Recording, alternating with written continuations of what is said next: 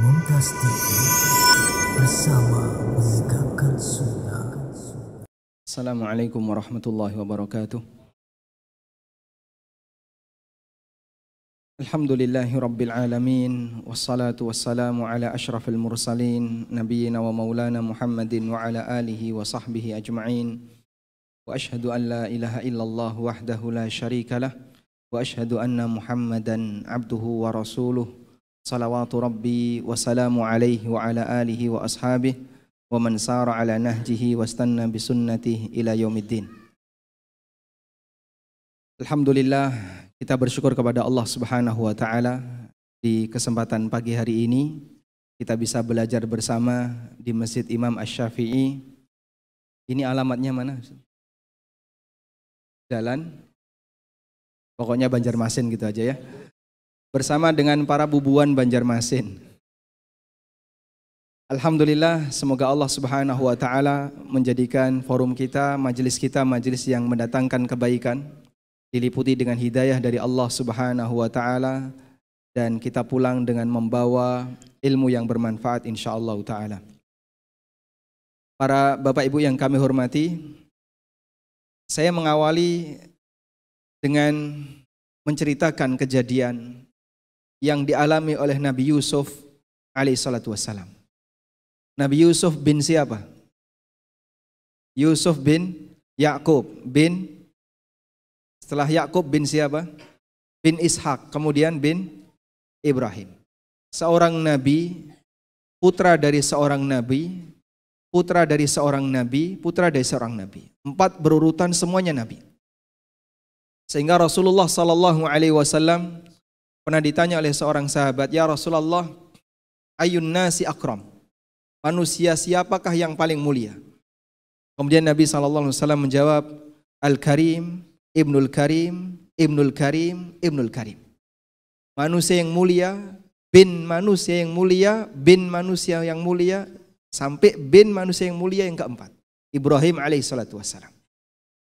Sehingga beliau secara nasab adalah manusia yang nasabnya luar biasa. Kita tidak ragukan karena semua moyangnya adalah nabi.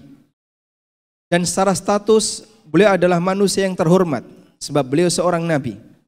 Secara ilmu beliau memiliki ilmu yang tinggi karena beliau diberi oleh Allah Subhanahu wa taala al-hikmah sampai bisa mentakwil mimpi. Dan banyak sekali kelebihan yang diberikan oleh Yusuf, termasuk diantaranya adalah kelebihan fisik. Yu'ta syatral husni, diberi oleh Allah Subhanahu wa taala setengah ketampanan manusia di muka bumi. Namun coba kita lihat bagaimana perlakuan manusia di dunia terhadap Yusuf alaihissalatu wassalam.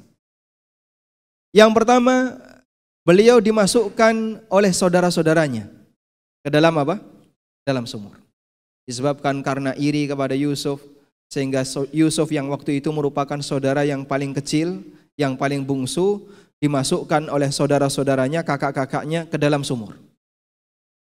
Ketika Yusuf dimasukkan ke dalam sumur, faja'at sayyaratun fa'arsalu waridahum fa'adla dalwa qala ya bushra hadha gulam wa asarruhu bida'ah wallahu bima ya'maluna alim.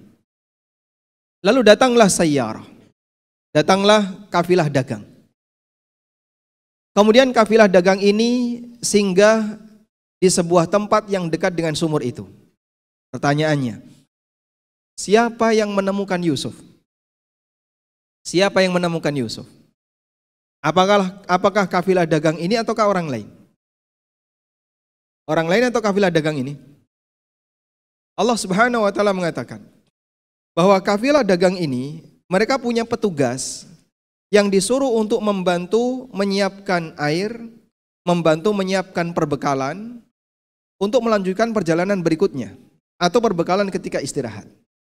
Orang yang bertugas menyiapkan ini disebut sebagai warid. Orang yang bertugas seperti ini disebut sebagai apa? Warid. Maka Allah katakan di ayat itu, fa'arsalu waridahum fa'adla dalwa. Mereka mengutus warid mereka. Yang dimaksud warid tadi siapa? Orang yang bertugas menyiapkan air dan perbekalan untuk rombongan ini. Fa'arsalu waridahum fa'adla dalwa. Lalu dia masukkan timbanya ke dalam sumur. Qala ya bushra hadza gulam. Lalu dia mengatakan ketika timba itu diangkat, ternyata ada anak kecil. Ya bushra hadza gulam. Ini ada anak kecil, kabar gembira, bisa dijual. Dalam pikiran orang ini, anak kecil ini akan saya jual. Sehingga apa yang dilakukan oleh Warid ini bersama teman-temannya? Wa asarruhu bidha'ah. Mereka sembunyikan Yusuf ini jangan sampai ketahuan tuannya.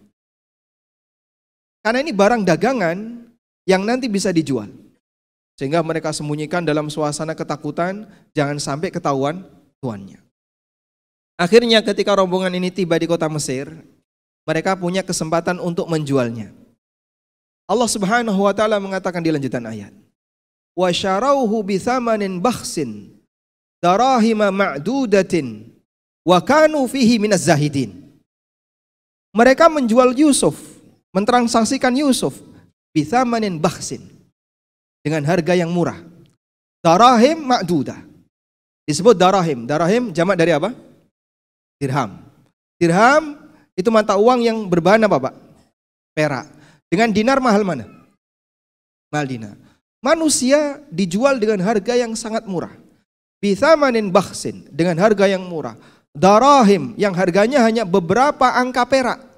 Ma'dudah yang bisa dihitung. Bukan jumlah yang banyak. Darahima ma'dudatin wa kanu fihi minaz zahidin. Dan mereka enggak butuh Yusuf. Warid itu berharap agar Yusuf segera terjual dengan harga murah enggak apa-apa, yang penting dapat duit. Karena mereka takut jangan sampai ketahuan tuannya. Sementara orang yang membeli Yusuf, membeli Yusuf dengan harga yang sangat murah. Karena dijual dengan harga yang murah, dia bayar dengan harga yang murah. Tidak menghargai objek ini. Sehingga ketika dijual murah, dibayar murah. Karena kadang ada orang yang menjual murah, tapi oleh pembelinya dihargai, sehingga tetap dikasih uang yang banyak. Wa kanu fihi minaz zahidin, dan mereka dua-duanya enggak butuh. Yang jual enggak butuh Yusuf, yang beli juga enggak butuh Yusuf. Allah katakan wa kanu fihi ay fi Yusuf minaz zahidin. Mereka sama-sama tidak butuh Yusuf alaihissalatu wassalam. Baik, pelajaran apa yang bisa kita ambil dari sini? Antum bisa bayangkan, manusia ketika menjadi objek transaksi, berarti dia mulia atau tidak? Dimuliakan atau tidak? Tidak. Karena orang ketika sudah dijual, berarti hilang nilainya.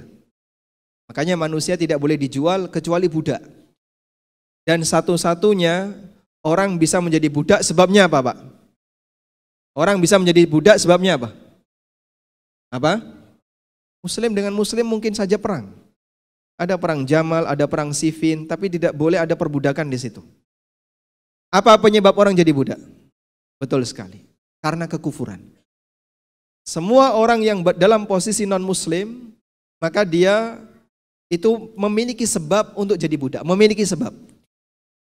Sehingga ketika terjadi penaklukan antara kaum muslimin, menaklukkan negeri kafir, lalu mendapatkan tawanan, maka tawanan ini menjadi budak.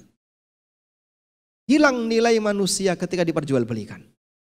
Makanya unsur apapun yang keluar dari manusia, baik yang bisa tumbuh maupun yang nggak bisa tumbuh, yang bisa diperbarui maupun yang nggak bisa diperbarui, semuanya nggak boleh dijadikan sebagai objek transaksi. Yang bisa diperbarui contohnya apa? Darah misalnya. Darah bisa tumbuh, Pak? Bisa. Diambil nanti keluar lagi. ASI diambil keluar lagi. Seperti ini tidak boleh untuk dijual. Rambut dicukur bisa tumbuh lagi? Bisa. Objek kayak gini boleh nggak dijual, Pak? Boleh dijual? Tidak boleh. Termasuk juga misalnya anggota badan yang dia nggak bisa tumbuh. Ginjal atau paru. Orang jual ginjal, jual paru, hingga tinggal satu dia punya. Meskipun dia masih bisa hidup, ginjal yang satu, paru yang satu ini tidak boleh dijual. Kenapa tidak boleh dijual? Walaqad karramna bani Adam 'alal alamin.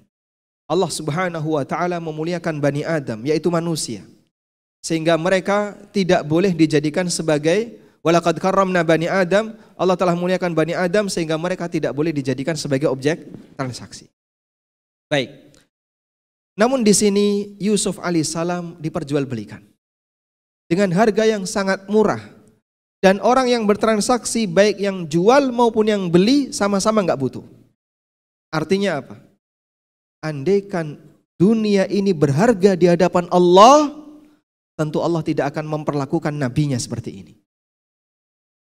Andaikan dunia ini berharga di hadapan Allah Subhanahu wa taala, tentu Allah Subhanahu wa taala tidak akan memperlakukan nabinya seperti ini. Padahal beliau adalah orang yang sangat mulia, Karim, Ibnul Karim, Ibnul Karim, Ibnul Karim. Manusia yang mulia, bin manusia yang mulia, bin manusia mulia, bin Khalilur Rahman, Ibrahim alaihissalatu wassalam. Sehingga ketika dunia tidak ada nilainya di hadapan Allah Subhanahu wa taala, maka ada sang nabi yang mereka sama sekali tidak memiliki harta. Ada nabi yang bahkan dimasukkan ke dalam penjara. Ada nabi yang bahkan dijadikan sebagai objek transaksi.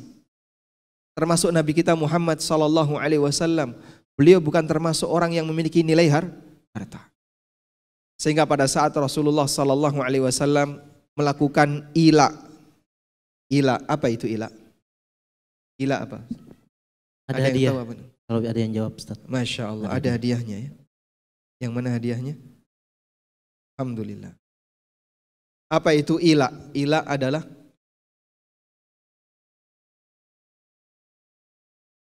silahkan berdiri. Karena di belakang silahkan. Apa itu ila? Silakan.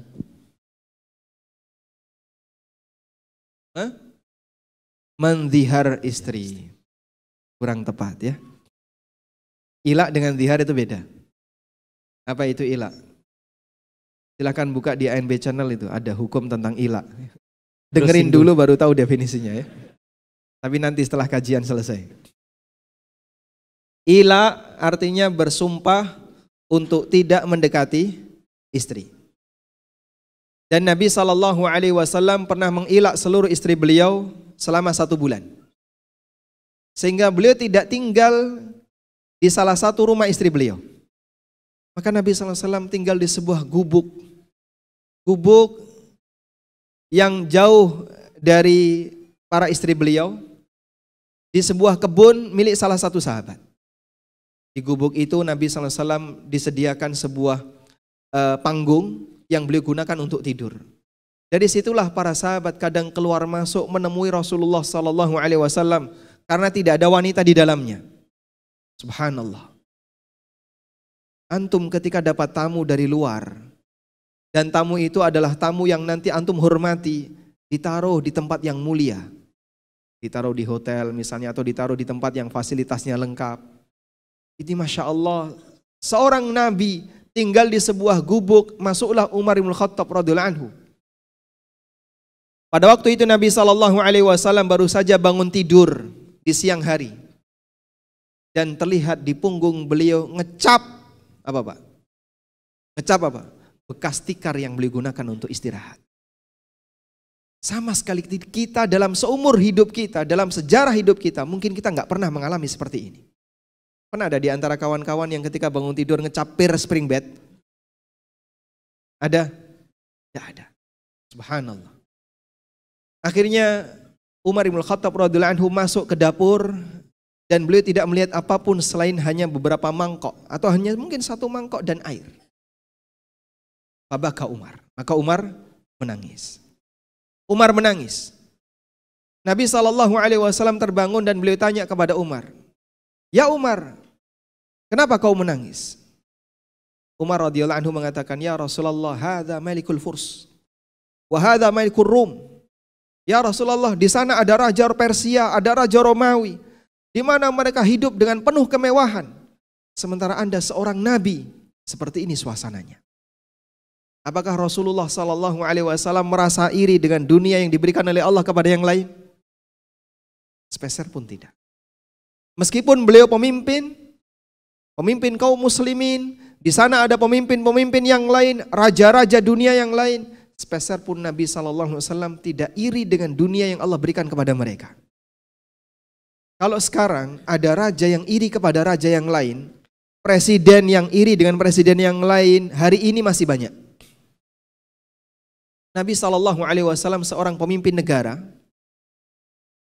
Beliau diceritakan oleh Umar bin Khattab radhiyallahu anhu, ini raja Romawi, ini raja Persia, seperti ini kondisinya. Namun Nabi SAW sepeser pun tidak punya rasa iri. Bahkan beliau tenangkan Umar bin Khattab radhiyallahu anhu dengan mengatakan gimana? Atarda in kana lahumud dunya walanal akhir. Apakah engkau tidak merasa ridha wahai Umar jika mereka hanya punya dunia sementara kita punya akhirat? Itulah motivasi terbesar seorang muslim.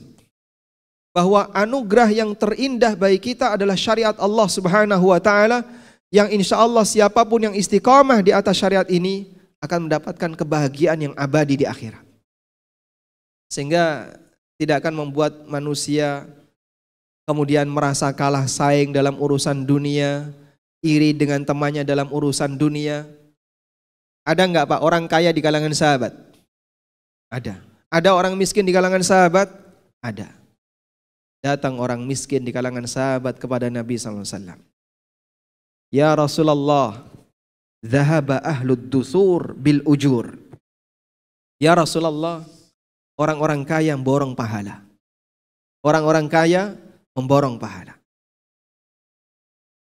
Yusalluna kama nusalli, wa yasumuna kama nasum, wa yatasaddaquna bifuduli amwalihim. Mereka salat sebagaimana kita salat. Kita sama-sama bisa beramal sholat. Mereka puasa, kita puasa. Sama-sama punya amal puasa. Namun mereka bisa bersedekah, wa yu'tikun, bisa membebaskan budak dengan harta yang mereka punya. Ini yang gak dimiliki oleh orang miskin.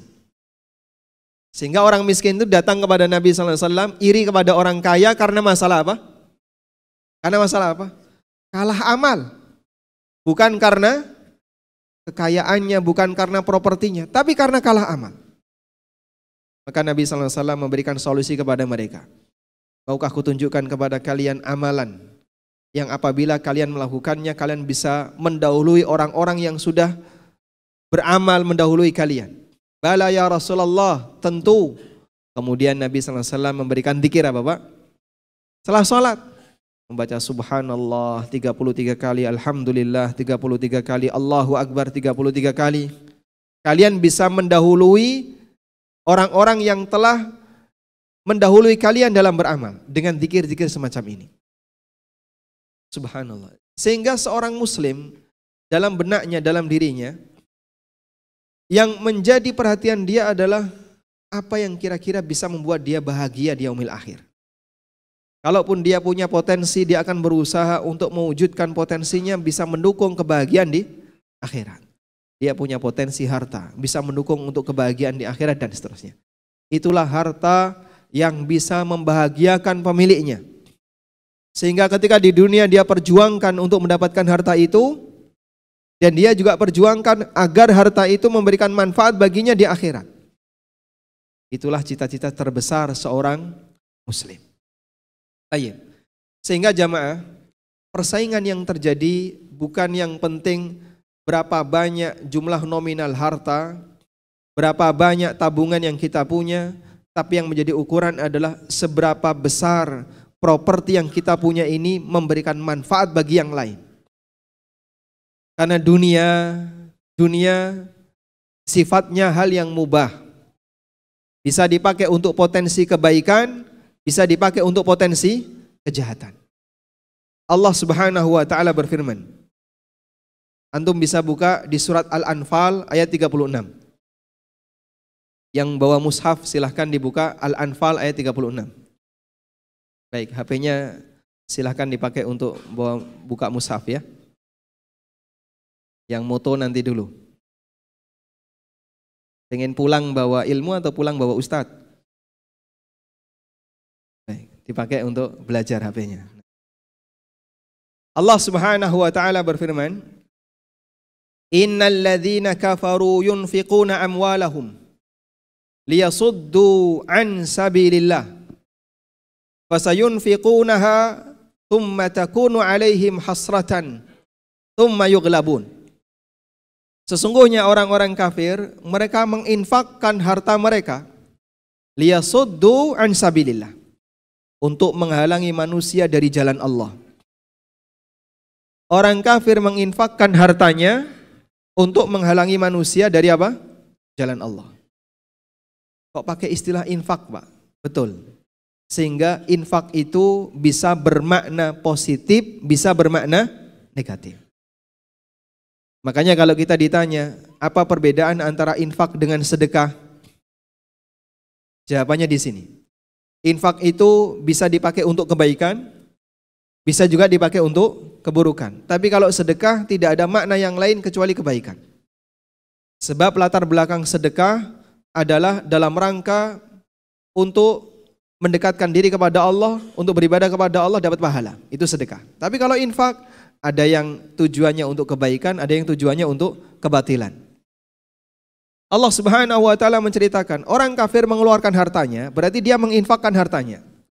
Namun karena tujuannya untuk kebatilan, Allah Subhanahu wa taala katakan, yunfikuna amwalahum liyasuddu an sabilillah. Mereka menginfakkan hartanya untuk menghalangi masyarakat dari jalan Allah. Infak yang digunakan untuk maksiat. Lalu Allah Subhanahu wa taala katakan, fasayunfikunaha thumma takunu alaihim hasratan. Maka mereka akan menginfakkan hartanya dan harta itu akan menjadi sumber penyesalan, sumber kerugian bagi dia ketika di yaumil akhir. Mereka loyal kepada agamanya. Sebagaimana muslim juga ada yang loyal kepada agamanya. Maka bukti loyalitas seorang muslim kepada agamanya, dia mau keluarkan hartanya untuk fisabilillah. Dia mau sedekahkan hartanya. Makanya Nabi SAW menyebut was-sadaqatu burhan. Sedekah itu apa? Burhan. Ma makna burhan? Ma makna burhan? Bukti. Sebab orang yang bersedekah itu bukti adanya iman dalam hatinya.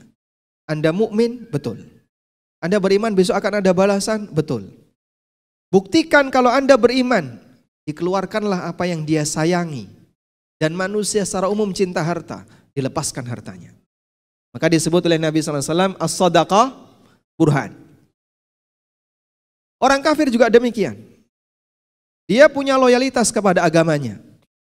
Maka dia keluarkan hartanya untuk mendukung agamanya. Sehingga ketika agamanya itu didukung, menghalangi agama yang lain. Terutama Islam. Maka mereka keluarkan infak dalam rangka untuk menghalangi manusia dari jalan Allah. Dan semuanya akan menjadi sumber penyesalan. Subhanallah. Amalnya sama jamaah. Tapi yang satu bisa mengantarkan orang ke surga, yang satu mengantarkan manusia nyemplung neraka, Pak. Karena modal yang dia punya digunakan untuk mendukung kegiatan maksiat. Waliyadzubillah. Baik, seperti ini banyak terjadi di lingkungan masyarakat. Alhamdulillah, bagaimanapun gerakan manusia dikendalikan oleh ideologinya. Sehingga orang yang baik, aktivitasnya akan selalu baik. Hartanya dibuat jadi baik. Sehingga difungsikan properti yang dia punya untuk mendukung kebaikan. Karena latar belakang ideologinya. Makanya Nabi SAW pernah memuji seorang sahabat. Yang beliau masuk Islam. Dan kemudian bersama anaknya ya, beliau masuk Islam bersama anaknya. Dan kemudian ditunjuk oleh Nabi SAW sebagai panglima perang. Siapa namanya? Hadiah lagi. Hadiah lagi. Masya Allah. Di sini penuh hadiah. Banyak hadiah kita. Banyak hadiah. Insya Allah semuanya termotivasi untuk hadiah. Siapa namanya, Pak? Nah, Abdullah bin Amr bin As. Sahabat yang saya maksud adalah bapaknya Amr ibn As. Nah, barakallahu fiik, dapat hadiah.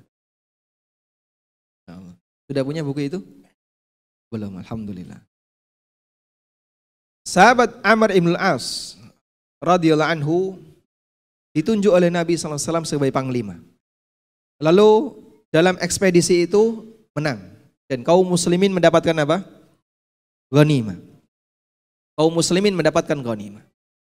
Dibawalah pulang ghanimah dan yang berhak untuk membagi Rasulullah sallallahu alaihi wasallam. Maka Nabi sallallahu alaihi wasallam ketika membagi beliau memberikan jatah kepada panglima Amr ibn As. Ketika Amr ibn al-As dikasih ghanimah, apa yang boleh lakukan, Pak?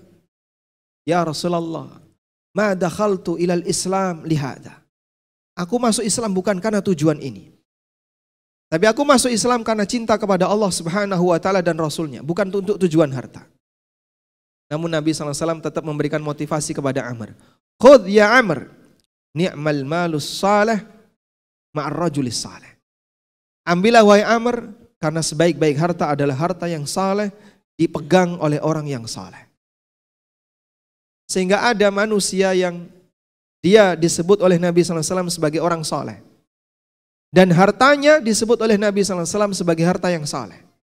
Karena harta yang saleh ketika dipegang oleh orang yang saleh, maka akan menghasilkan amal saleh. Sebab orang ini orang yang mukmin, dengan latar belakang imannya itu, dia akan gunakan hartanya untuk kebaikan, sehingga potensi yang dia miliki mendukung orang ini untuk semakin taat kepada Allah Subhanahu wa taala. Inilah harta yang membahagiakan. Makanya sampai dalam urusan beramal, Rasulullah sallallahu alaihi wasallam memberikan arahan bagaimana? La tusahib illa mu'minan wa la ya'kul ta'amaka illa taqiyun.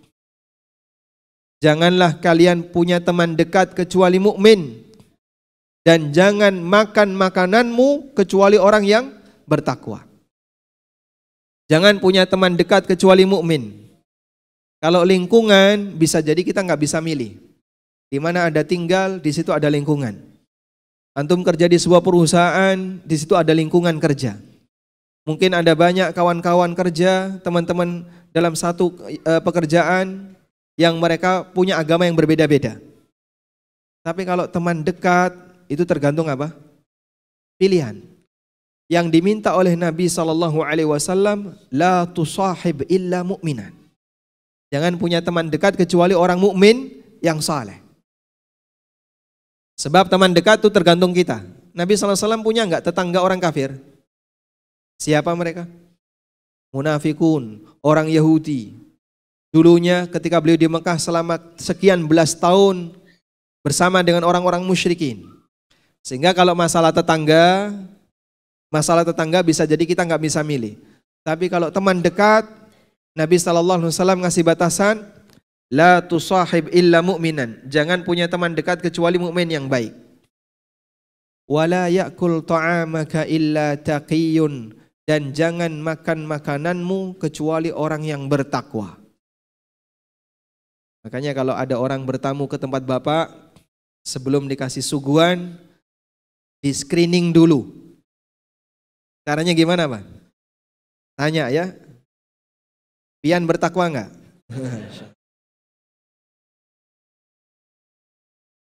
Kalau dia bertakwa, silahkan kasih suguhan. Kalau enggak bertakwa, jangan kasih suguhan. Betul? Setuju enggak? Ragu kayaknya jawabnya ini. Masya Allah, yang sudah kenal sunnah jadi orang pelit. Minimal ketika datang ditanya, pian sholat enggak? Tadi lupa satu. Subuhnya kesiangan. Oh berarti kita kosongan aja ya. Tidak ada suguhan. Apakah seperti itu jamaah? Tidak. Islam tidak mengajarkan kita untuk jadi orang pelit. Berbuat baik kepada siapapun silahkan. Termasuk kepada non-muslim, jangankan kepada manusia, binatang saja orang berbuat baik kepada binatang dapat pahala enggak? Apa dalilnya? Apa dalilnya? Ada hadiah, Ustaz. Ada yang jawab nih jemaah. Jamaah? Baik. Hadiah lagi. Silakan. Ada pezina yang masuk surga karena kasih minum anjing. Masya Allah. Dapat punya buku ini? Oh belum. Barakallahu fiik. Tayyib. Rasulullah sallallahu alaihi wasallam bersabda, "Fi kulli kabidin radbin ajrun." Setiap amal baik, kebaikan yang kita berikan kepada makhluk yang hidup ada pahalanya. Maka Bapak Ibu yang punya piaraan kucing, punya piaraan apapun, Anda kasih kebaikan ke dia, fi kulli kabidin radbin ajrun. Setiap binatang yang hidup, semua makhluk yang hidup dan Anda berbuat baik kepadanya ada pahalanya. Di sekitar Anda banyak sekali makhluk hidup ya. Buka dompetnya kasih kan. Fi kulli kabidin ratbin ajrun. Tayyib. Sehingga jangankan kepada manusia, kepada binatang saja berbuat baik ada nilai pahalanya. Namun amal berbuat baik kepada orang lain, nilai pahalanya berbeda-beda tergantung dari siapa yang menerimanya. Yang menerimanya semakin saleh, termasuk salah satu di antara penyebab amal yang kita berikan, harta yang kita berikan, manfaatnya bisa semakin besar. Dan oleh karena itu pahalanya akan semakin besar. Maka Nabi SAW mengatakan, wala ya'kul ta'amaka illa taqi. Jangan makan makananmu kecuali orang yang bertakwa. Karena itu kata Imam An-Nawawi rahimahullah, hadis ini memberikan motivasi bagi kita untuk memperbanyak teman akrab di kalangan orang bertakwa. Anda punya banyak kenalan orang yang hufadzul Quran, yang suka menghafalkan Al-Quran, atau punya kenalan para talibul ilmi, orang-orang yang belajar ilmu agama, atau para da'i yang menyebarkan ilmu agama. Lalu Anda ketika punya teman dekat seperti ini, umumnya orang ketika mengeluarkan harta, yang menerimanya adalah orang yang berada di dekatnya. Kelebihan seperti itulah yang dibentuk oleh seorang muslim. Sehingga sampai dalam beramal itu ada teknisnya. Bagaimana teknisnya Pak? Semakin bagus orang yang menerima harta Anda, nilai pahalanya semakin besar. Wala ya'kul ta'amaka illa taqi. Jangan makan makananmu kecuali orang yang bertakwa. Dan sebaliknya, ketika orang punya harta, namun harta itu dimanfaatkan untuk kegiatan yang mubah, maka tidak ada nilai pahalanya. Apalagi ketika dimanfaatkan untuk sesuatu yang haram, justru akan berujung dengan maksiat dan menghasilkan dosa.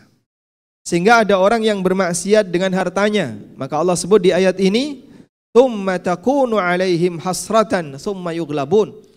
Dan nanti akan menjadi kerugian bagi mereka. Tsumma yughlabun, kemudian mereka akan dikalahkan. Ada sebagian ulama yang menyebutkan, tidak ada harta yang lebih terhina melebihi hartanya orang yang menggunakan harta itu untuk kegiatan yang melanggar sunnah Nabi SAW. Semua upacara itu butuh modal nggak Pak? Butuh ya. Semua perayaan itu butuh modal. Sehingga dia gunakan untuk kegiatan-kegiatan upacara, maksudnya adalah perayaan yang itu bertentangan dengan ajaran Islam. Itu menjadi harta yang dulu dinilai oleh para ulama sebagai harta yang terhina. Jamaah, orang Syiah itu untuk menyelenggarakan satu kali upacara, dia bisa mengeluarkan miliaran. Ya, kita bisa bayangkan ya, dengan upacara semewah itu ya. Dan itu binatang yang dia sembelih banyak itu. Belum lagi ketika mereka melukai dirinya, persiapan yang dilakukan oleh panitia untuk merawat orang-orang yang terluka itu banyak modalnya. Islam tidak mengajarkan yang seperti ini. Dan ini perbuatan yang bertentangan dengan Islam. Ada yang mukul-mukul kepalanya, ada yang mukul-mukul punggungnya. Bersyukurlah kepada Allah ketika Allah Subhanahu wa taala berikan kita hidayah sehingga sama-sama keluar harta. Namun insya Allah harta yang kita keluarkan jika itu untuk kebaikan akan bernilai pahala. Ada banyak kesamaan ya, amalan yang dilakukan oleh mukmin dengan non muslim.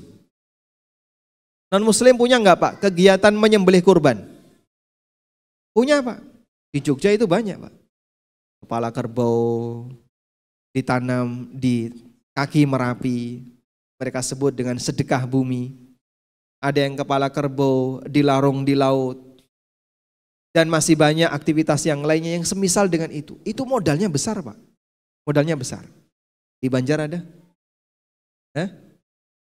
Di sini kepalaku haruan. Masya Allah. Kepala haruan. Ketupat Ustaz. Berketupat. Beda nilai aja ya. Sama-sama binatang. Ayo. Jadi orang mengeluarkan biaya untuk kegiatan seperti itu dan itu tidak murah. Selisihnya cuma satu Pak, iman. Sama-sama beramal menyembelih, namun bedanya di iman. Meleset sedikit, amalnya sudah menjadi yang gak karuan. mempersembahkan sesuatu yang bentuknya sembelian untuk selain Allah Subhanahu wa taala. Rasulullah SAW menyebutkan kisah yang terjadi di masa silam di kalangan Bani Israel. Yadkhulu rajulun al-jannata bidhubab wa yadkhulu rajulun an-nara bidhubab. Dulu ada orang yang masuk surga karena lalat dan ada orang yang masuk neraka karena lalat. Gimana lanjutan ceritanya? Dua orang melewati sebuah kampung. Di kampung ini punya berhala. Di kampung ini punya berhala. Dan persyaratan masyarakat kampung ini, siapapun yang lewat di kampung ini wajib memberikan persembahan kepada berhala. Kalau enggak akan ditangkap dan konsekuensinya dibunuh. Bukan kalau enggak disuruh lewat yang lain, enggak. Kalau sudah terlanjur masuk, harus memberikan persembahan kepada berhalanya. Akhirnya dua orang ini dipaksa untuk itu. Lalu mereka katakan, kami enggak punya apapun yang bisa dipersembahkan. Kami enggak punya uang untuk beli ayam, kami enggak punya uang apalagi beli kambing, beli onta, beli sapi, kami enggak punya. Mereka menyampaikan, kau bisa berkorban dengan apapun sampai pun dengan lalat. Akhirnya mereka nangkap lalat. Nangkap lalat untuk dikorbankan. Berarti lalatnya harus ditangkap hidup-hidup. Kan gitu ya? Nggak boleh mati kan? Kalau mati pakai karet cepret, nah itu mati Pak. Dia harus bisa nangkap lalat hidup-hidup. Teknologi di masa silam pakai apa Pak? Apa pakai lem lalat itu Pak? Wallahu a'lam, nggak tahu ya. Yang jelas Nabi SAW tidak menceritakan bagaimana proses mereka nangkap lalat. Ya. Baik. Sampai akhirnya mereka dipaksa untuk berkorban walaupun dengan seekor lalat. Yang satu mau, dia menangkap lalat lalu dia korbankan di depan berhala itu dan dia dilepaskan. Yang satu bertahan tidak mau. Sampai akhirnya dia dibunuh. Yadkhulu rajulun al-jannata bidhubab wa yadkhulu rajulun an-nara bidhubab. Ada orang yang masuk surga karena lalat dan ada yang masuk neraka karena lalat. Karena berkorban kepada selain Allah walaupun hanya dengan binatang yang kecil, tapi di situ ada bentuk persembahan kepada selain Allah, maka tindakan itu kesyirikan. Pelakunya dosa besar, bahkan keluar dari Islam. Baik. Karena itu bersyukur kepada Allah Ta'ala. Sama-sama ya diberi oleh Allah harta, sama-sama kita keluarkan harta, sama-sama aktivitasnya berkorban, namun yang satu mengantarkan menuju surga dan yang satu mengantarkan menuju neraka. Dalam berbuat maksiat butuh modal. Sebagaimana orang yang melakukan ketaatan juga butuh modal. Maka Allah Subhanahu wa taala sebutkan dalam Al-Qur'an. Yang tadi sudah kita singgung. Laqad khalaqnal insana fi kabad. Manusia diciptakan dalam posisi fi kabadin, penuh dengan kelelahan. Bekerja. Lalu ketika dia dapat hasil, dia gunakan hasil itu untuk kegiatan dan aktivitasnya. Capek. Tapi ketika itu tidak menghasilkan pahala, sangat disayangkan. Bagian dari prinsip mengukur setiap harta yang kita keluarkan, apakah itu ada nilai pahalanya atau tidak. Jika ada nilai pahalanya, lanjutkan. Ketika tidak ada nilai pahalanya, dipikirkan manfaatnya. Minimal harus menghasilkan manfaat duniawi. Wallahu ta'ala alam. Langsung sesi pertanyaan. Walhamdulillahirabbil alamin. Mungkin itu yang bisa kita sampaikan sebagai pengantar. Selanjutnya kita kembalikan ke moderator. Alhamdulillah, Masya Allah, jazakallahu khairan, barakallahu fikum atas paparan materi dari Ustadz, Masya Allah. Selanjutnya kita memasuki sesi tanya jawab. Namun sebelum ke jamaah, izinkan moderator yang bertanya, Ustadz. Saya mau ditanya apa ini? Bukan berpantun ya, nanti kita terakhir pantun. Seperti yang kita ketahui kan, Ustadz basicnya dulu kuliah di teknik nuklir gitu ya kan. Jadi mungkin bikin bom atau apa kan. Jadi sekolah artinya umum lah bahasa apa ilmu dunia. Nah setelah itu Ustadz ikut kajian. Bagaimana Ustadz ceritanya Ustadz bisa banting setir dari umum langsung belajar ilmu agama atau ada cerita, mohon diceritakan pengalaman-pengalaman Ustadz supaya bisa kita mengambil itibar dari pengalaman Ustadz. Mungkin itu Ustadz. Barakallahu fikum. Allah, ini pertanyaan di luar tema. Saya perlu minta izin ke panitia. Boleh dijawab nggak ini? Boleh. Hah? Boleh jemaah ya. Lumayan. Baik. Jamaah yang kami hormati, sebenarnya kita punya peluang yang sama. Siapapun manusia punya peluang yang sama untuk belajar ilmu agama. Sebab Allah Subhanahu wa taala memudahkan ilmu agama ini. Wa laqad yassarnal Qur'ana lidzikri fahal mim muddakir. Sungguh aku telah mudahkan Al-Qur'an ini untuk diambil pelajaran. Fahal mim muddakir, tinggal apakah kamu mau belajar atau tidak. Maka siapapun punya peluang yang sama. Saya punya peluang untuk bisa belajar ilmu agama. Bapak Ibu punya peluang untuk bisa belajar ilmu agama. Kaum muslimin yang lain juga punya peluang yang sama. Allah Subhanahu wa taala mudahkan agama ini untuk para hambanya. Namun selanjutnya yang perlu kita perhatikan adalah masalah menata waktu. Dan intinya kalau memang Anda punya keseriusan untuk belajar di sana, berarti harus menyediakan waktu khusus untuk mendalaminya. Kata kunci dalam masalah ini adalah paham bahasa Arab. Karena siapa yang bisa paham bahasa Arab, bisa baca kitab yang ditulis oleh para ulama, insya Allah dia bisa mengembangkan ke ilmu yang lain. Imam Asy-Syafi'i rahimahullah pernah mengatakan, man tabahhara fin nahwi ihtada ila kulli ulum. Siapa yang paham ilmu nahwu, maka dimudahkan bagi dia untuk mendapatkan ilmu yang lain. Sehingga kata kuncinya di posisi paham bahasa Arab.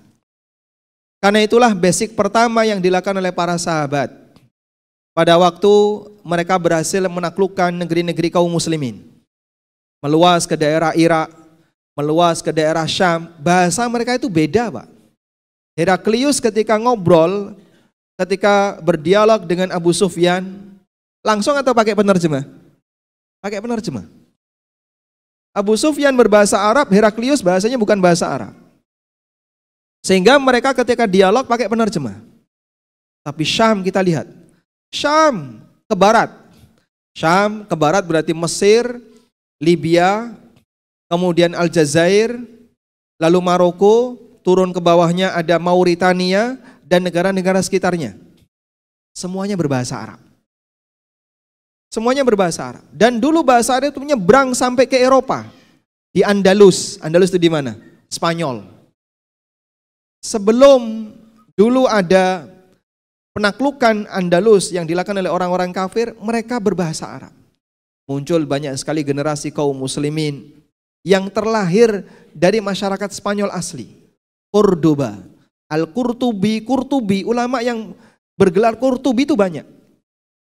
Ibnu Hazm juga dari sana, penulis kitab tafsir yang sangat terkenal, Imam Al-Qurtubi hadir dari sana. Ibnu Abdul Bar, kalau beliau dari Maroko, dan banyak sekali para ulama yang lainnya yang dulunya tidak berbahasa Arab, aslinya daerah itu tidak berbahasa Arab. Namun ketika ditaklukkan oleh kaum muslimin, mereka diajari bahasa Arab. Program pertama yang dilakukan oleh para sahabat ketika menaklukkan sebuah negeri yang baru adalah bahasa. Sebab bahasa itu bermuatan peradaban. Bahasa bermuatan apa? Anda belajar bahasa Inggris, nanti jadinya ke Inggris-Inggrisan kan gitu. Meskipun kemana-mana bawa kunci Inggris, Pak. Peninggalannya tinggal ini ya. Sebab bahasa itu membawa budaya. Orang belajar bahasa Jepang, nanti gayanya dia seperti orang Jepang. Orang belajar bahasa Korea, nanti sering nonton drakor, belajar bahasa ini dan seterusnya. Sebab bahasa itu bermuatan budaya. Makanya ketika kita belajar bahasa Arab, sementara budaya Arab itu lebih banyak dipengaruhi oleh Islam setelah dakwah itu tersebar, sehingga saat kita belajar bahasa Arab, suasananya suasana Islam. Suasananya suasana Islam. Baik. Kalau orang sudah belajar seperti ini, insya Allah ketika mau mengembangkan ke ilmu A, ilmu B, ilmu C, lebih mudah. Saya mau serius di tafsir, silahkan Pak. Mau serius di fikih, monggo Bapak sudah punya modalnya. Namun kalau hanya bermodalkan bahasa Indonesia dan nunggu terjemahan kitab ulama yang diterjemahkan itu masih jauh lebih sedikit. Mungkin gak ada 1%. Khazanah ilmiah yang ditinggalkan oleh para ulama yang jumlahnya jutaan kitab yang diterjemahkan Pak, mungkin belum ada 1%. Dan itu semuanya akan tersia-siakan kalau kaum muslimin tidak mempelajarinya. Kitab itu kan tidak bisa bicara sendiri ya. Anda misalnya punya kitab di rumah, ditulis oleh siapa misalnya? Ulama A. Lalu Anda bawa kitab karya ulama B, padahal ulama A sama ulama B ini musuhan. Kitabnya debat nggak Pak di rumah Pak? Malam hari kemudian rame di perpustakaan rumah Anda. Saya yakin jinnya keluar itu. Maka ilmu tidak akan bisa diketahui kalau tidak dipelajari.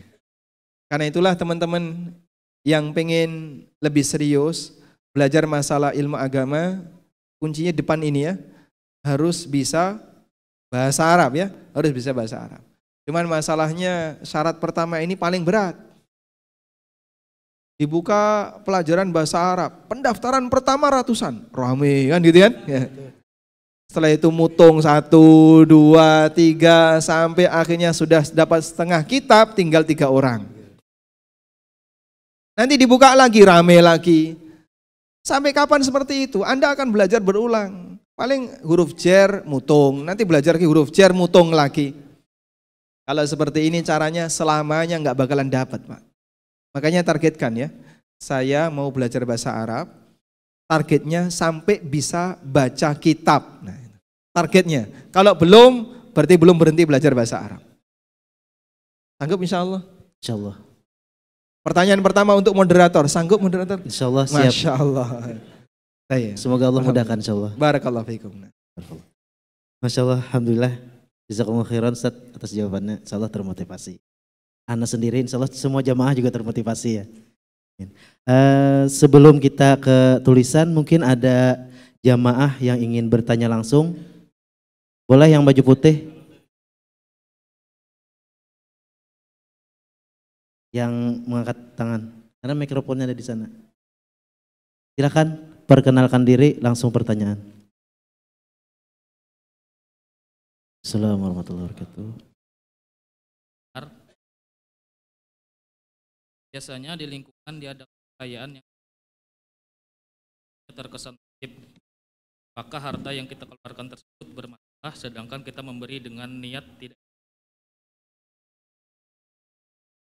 Allah, barakallahu fiik. Biasanya ada perayaan yang itu diselenggarakan dan itu tidak sesuai dengan syariat kita misalnya. Sementara ada iuran warga yang itu terkesan wajib. Kalau Anda punya kasus seperti itu, saya juga sama ya. Namun alhamdulillah Nabi SAW ngasih panduan. Wa innama likulli imri'in ma nawa. Orang mendapatkan sesuatu sesuai dengan apa yang dia niatkan. Orang mendapatkan sesuatu sesuai dengan apa yang dia niatkan. Terkadang dalam kegiatan itu ada bagian yang sebenarnya masih bisa dinilai mubah. Contohnya apa Pak? Sebatas memberikan minuman atau makanan. Artinya bukan fasilitas utama untuk kegiatan itu. Karena memberikan makan minum kepada masyarakat, apalagi tetangga sendiri, warga, itu termasuk di antara apa? Amal soleh, termasuk di antara amal baik. Maka Bapak ketika berikan donasi, silahkan diniatkan ini nanti untuk makanan atau minuman. Bisa pesan kepada yang keliling untuk menampung donasi, sampaikan ini dari saya sekian puluh ribu atau sekian ratus ribu, jangan banyak-banyak ya. Nanti untuk makanan dan minuman, insya Allah tidak masalah. Wallahu a'lam. Untuk pertanyaan selanjutnya kami beri kesempatan akhwat ya, karena kita akhwat mungkin ada yang ingin bertanya. Setelah itu nanti mungkin kita kasih kesempatan untuk ikhwan. Ada yang bertanya akhwat?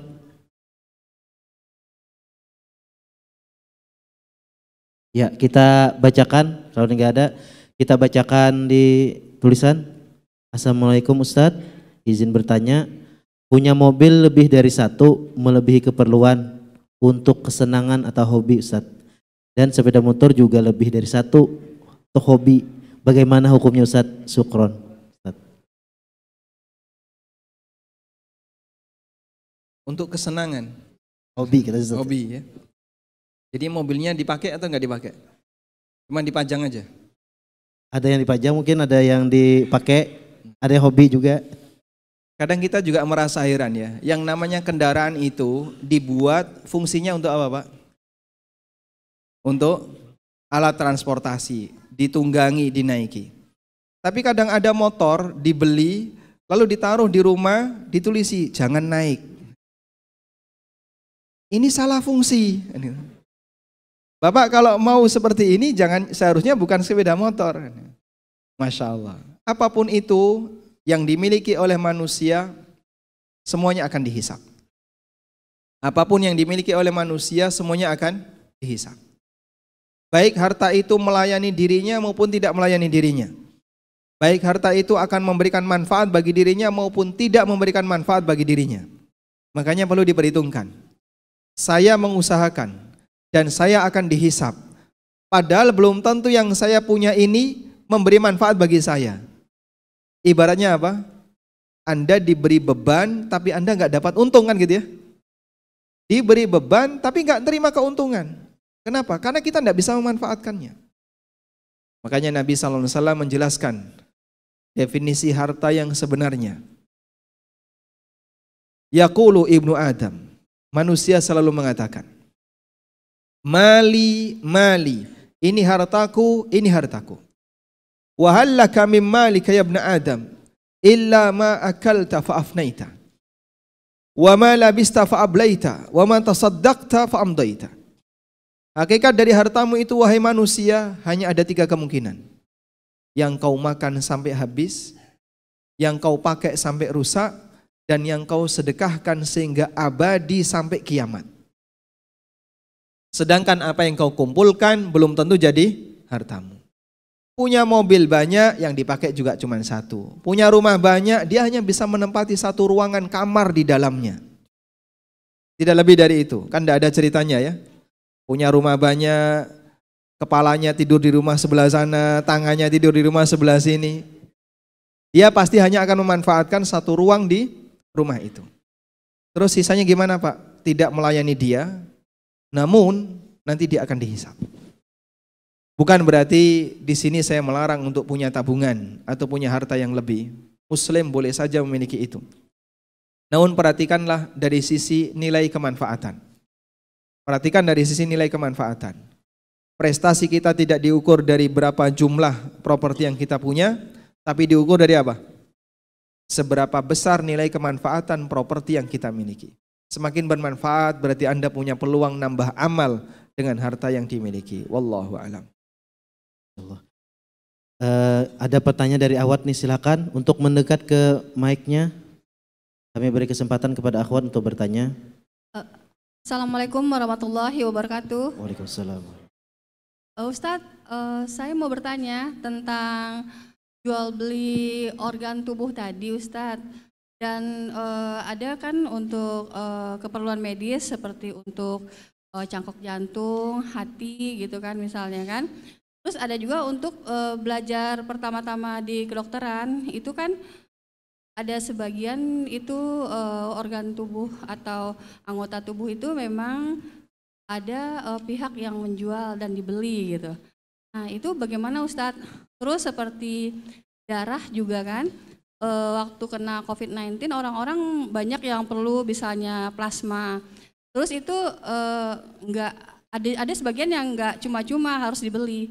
Itu gimana Ustadz? Terima kasih. Assalamualaikum warahmatullahi wabarakatuh. Waalaikumsalam warahmatullahi wabarakatuh. Posisi Anda sebagai penjual atau pembeli? Saya sebagai pendengar Ustadz. Soalnya ada teman saya yang waktu itu perlu plasma, dia memang harus membeli gitu. Baik. Ada. Dan gitu ada juga saudara saya yang dokter dan dia memang untuk organ tubuh, untuk praktek segala macam itu memang ada dibeli gitu. Jadi begini ya, kita akan berinteraksi dengan orang lain. Yang tidak semua orang yang kita ajak interaksi itu paham aturan. Jangankan paham aturan agama, kadang nggak paham aturan hukum negara. bahkan sudah jelas melanggar hukum tetap dilanggar. Misalnya, saya menang proyek Pak, ketika dalam sebuah tender saya menang. Tapi ketika saya sudah laksanakan itu, uang saya nggak keluar. Kecuali harus pakai sogok. Saya cari bambu, dia nggak terima. Sogok pakai bambu. Maunya nilai tertentu kan gitu ya. Kita sudah sampaikan bertakwalah kepada Allah, ini tidak boleh, haram hukumnya seperti ini. Tapi dia tetap nggak terima. Dia tahu yang namanya sogok, negara mana yang mengizinkan? Negara mana yang mengizinkan Pak? Ada negara, Israel itu mengizinkan sogok enggak? Ya. Sekejam-kejamnya Yahudi, praktek ini nggak boleh bagi negara mereka. Sekejam-kejamnya negara Yahudi, Israel ya, praktek seperti ini bisa jadi tidak terjadi di negara mereka. Tertib administrasi, dalam urusan perizinan ada SOP yang harus dijalani. Mereka punya standar. Sehingga sekalipun negara non-muslim, negara kafir, praktek seperti ini melanggar moral. Jepang terkenal sebagai negara yang sangat menjaga kedisiplinan. Gak ada istilah sogok kok resmi negara itu tidak ada. Ya, sejauh pengetahuan kita tentang masalah negara Pak ya, atau sependek pengetahuan kita tentang masalah negara. Sebab ini semuanya adalah tindakan melanggar hukum. Kalaupun itu terjadi, posisi kita dalam kondisi saya tidak punya pilihan. Duit akan hilang kalau saya nggak ngasih. Padahal pekerjaan sudah saya selesaikan. Nah ini yang kembali kepada kaidah tadi. Dalam posisi tertentu ketika kita bermuamalah dengan orang lain, tidak semua yang kita hadapi adalah orang yang paham aturan agama. Bahkan kadang nggak paham aturan hukum negara. Bahkan paham tapi dia suka melanggar. Di kondisi ini, jika Anda sebagai orang yang terpaksa untuk melakukannya karena tidak punya pilihan yang lain, yang nanggung dosa sifatnya sepihak. Yang nanggung dosa sifatnya sepihak. Contohnya apa? Nabi SAW memberikan gambaran tentang jual beli anjing. Ya. Jual beli anjing hukumnya apa? Haram. Lalu ada orang mendapatkan anjing dari orang lain. Kalau orang ini minta saman, minta bayaran, fa'atihi turab, kasih tanah dia. Kasih aja tanah. Tapi kalau dikasih tanah ngamuk dia nanti. Artinya beliau kasih penekanan, tetap usahakan agar tidak dikasih. Sampai mentok di kondisi tertentu, tidak bisa. Kita butuh ini, kalau tidak dibayar, kita nggak bakalan bisa mendapatkannya. Kalau seperti itu pilihannya, Anda ketika membayar, yang menanggung dosa adalah yang menarik bayaran. Ada orang yang dalam posisi sangat membutuhkan plasma misalnya. Seperti dalam kasus COVID kemarin. Kalau oksigen dijual belikan boleh enggak? Jual beli oksigen boleh enggak? Boleh ya? Boleh. Sebagaimana boleh jual beli air, sebagaimana boleh jual beli makanan dan seterusnya. Karena ada treatment yang diberikan oleh perusahaan untuk membuat oksigen yang lebih bersih dan air dalam kemasan dan seterusnya. Tapi kalau organ manusia, oksigen ada di alam bebas, lalu dia di treatment tertentu jadilah oksigen yang lebih istimewa, yang lebih bersih, boleh dijual. Tapi kalau organ manusia, tidak boleh. Pada asalnya tidak boleh. Makanya jual beli ASI tidak boleh. Jual beli rambut tidak boleh. Jual beli darah tidak boleh. Apapun organ manusia. Bagaimana kalau tadi terpaksa? Ketika terpaksa dan Anda sudah nggak punya pilihan yang lain, sementara nyawa ini harus diselamatkan semampunya, di posisi ini bayar yang nanggung dosa, yang minta bayaran. Ketika kita bayar, maka yang nanggung dosa adalah yang minta bayaran. Wallahu a'lam. Insyaallah. Jazakumullah khairan Ustaz. Mungkin untuk pertanyaan selanjutnya kami berikan kepada ikhwan. Silakan. Bismillah. Assalamualaikum warahmatullahi wabarakatuh. Ustaz. Allah memberkahi pian dan kita. Ustaz, Ana dari 2013 sampai 2018 pernah usaha game. Nah, itu sudah saya tinggalkan rental game, Ustaz. Dari usaha itu saya dapat satu rumah, mobil, motor 2. Nah, sisa uang saya bikin usaha yang lain. Qadarullah sampai sekarang itu tidak begitu berkembang. Motor kejual, sisa 1, mobil juga, rumah dibikinkan yang lebih kecil. Terus Ana nanya Ustaz, ini apa namanya, apakah hasil uang saya ini termasuk uang yang haram atau halal aja Ustaz? Karena kami sama istri itu merasa apa karena kurang berkah gitu Ustaz. Dulu itu pengen ngejual rumah, rencananya kan supaya harga lebih tinggi, dijual lah satu motor buat beli semen segala macam, dicat dibagus-bagusin, pas sudah selesai mau ngejual COVID Ustaz. Jadi saat COVID itu harga semua turun. Artinya yang kami inginkan harga itu bisa up, malah jual rugi jadinya Ustaz. Pokoknya intinya yang saya rasakan kayak nggak berkah gitu Ustaz. Status uang dan harta yang tersisa ini kira-kira halal atau gimana? Allah. Tadi semua sudah disebutkan ya? Atau masih ada yang tersisa? Baik. Ada dua hal yang perlu kita bedakan ya, antara status halal dengan status berkah. Itu dua hal yang berbeda. Bisa jadi ada objek yang halal, tapi bagi pemiliknya itu nggak berkah. Sehingga dua hal ini perlu kita bedakan terlebih dahulu. Perjuangan kita memang berusaha untuk mencari keberkahan dari apa yang kita punya. Sebab itulah yang memberikan makna bagi kehidupan seorang muslim. Memiliki tapi ternyata tidak memberikan manfaat, bisa jadi justru jadi beban. Sehingga seorang muslim punya prinsip, jangan sampai harta yang dia punya justru menjadi beban hidup bagi dia. Harta jadi beban hidup, Masya Allah. Lebih baik nggak punya daripada punya. Lebih baik nggak punya daripada punya. Ada keluarga, ditinggali warisan oleh orang tuanya, jumlahnya nggak banyak. Tapi semuanya bisa legowo ketika pembagian waris, bisa dengan sukarela membagikan waris, tidak ada satupun pertentangan di antara mereka. Keluarga yang kedua ditinggali harta yang banyak sekali. Begitu orang tuanya mati, rebutan warisan, sampai berantem bahkan sampai tembak-tembakan. Mana yang lebih bahagia? Keluarga pertama atau kedua? Maka bisa jadi ada harta yang justru jadi beban bagi pemiliknya, beban bagi keluarganya. Sehingga ini bukannya membahagiakan, namun justru mensengsarakan mereka. Baik. Selanjutnya, dalam posisi ini terkait hukum membuka warung PS tadi ya. Apakah itu termasuk di antara bentuk usaha yang halal atau usaha yang tidak halal? Wallahu alam, saya tidak bisa memberikan hukum halal dan haramnya. Karena yang namanya PS ini kan sifatnya hiburan. Ada bagian yang mubah dan ada yang bermasalah. Ya. Ada bagian yang mubah, ada bermasalah. Intinya semua tayangannya adalah tayangan kartun. Meskipun terkadang menampilkan aurat. Dan Allah Subhanahu wa taala sebutkan dalam Al-Qur'an. Ketika Allah menceritakan tentang alasan kenapa khamr, judi diharamkan. Allah berfirman, "Innama yuridu syaitanu ayyuki'a bainakumul adawa wal baghdha fil khamri wal maisir wa yasuddakum an dzikrillah wa 'anis shalah fahal antum muntahun." Setan menghendaki untuk memunculkan al-adawah, permusuhan.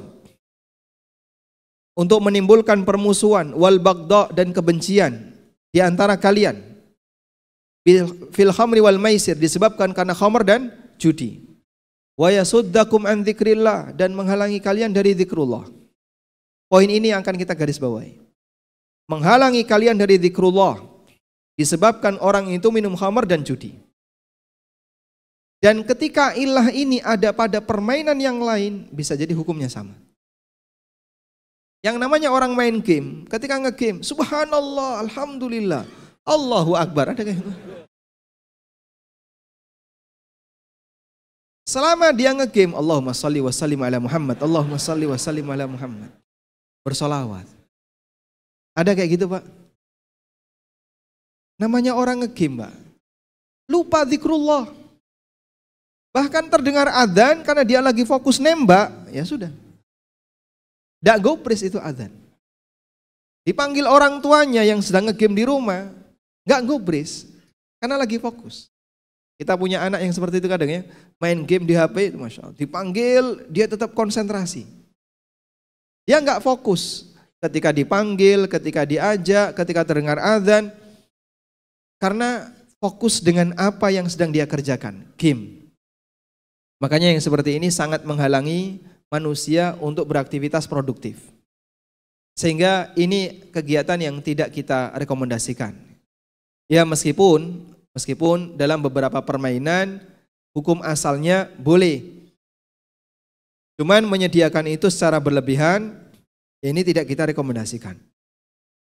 Jadi saya hanya bisa menyebutkan dari sisi bahwasanya usaha seperti ini tidak direkomendasikan, tapi apakah penghasilannya halal atau haram? Halal atau haram? Nanti Anda bisa tanyakan kepada asatidzah yang lain. Dan untuk sementara silakan Bapak pertahankan. Kemudian masalah apakah ini harta yang tidak berkah ataukah tidak? Sebatas Anda mengalami kerugian, memang itu salah satu indikator. Namun nikmat itu tidak hilang. Tidak sebagaimana yang dialami oleh para sahabat. Ketika mereka hijrah, hilang semuanya. Mereka tidak membawa apapun. Semua ditinggal di mana? Di Mekah. Kita masih beruntung. Rumah tidak hilang. Mobil tidak hilang. Motor hilang satu. Istri hilang tidak? Tidak ya? Insya Allah, kita bertahan. Baik, itu nikmat Pak. Jadi pertahankan silahkan, Bapak manfaatkan. Nanti kalau misalnya ada asatidzah yang lain, Ustadz Irwandi atau siapa, coba Bapak konsultasikan secara pribadi, harta seperti ini apakah harus dikeluarkan semuanya ataukah tidak. Wallahu a'lam. Insyaallah. Kita menuju ke pertanyaan dari WA Ustadz. Ustadz ada pertanyaan. Jika istri punya hutang ke suami, lalu suami minta pijat, apakah pijatnya ini termasuk riba karena mengambil manfaat atas hutang tersebut? Pertanyaan Banjarmasin hebat kalau kata Ustadz Firanda. Masya Allah. Ini yang tanya Bubuan Banjar bukan? Bukan Banjar Ustadz. Oh, Masya Allah. Di Jogja nggak ada pertanyaan kayak gini.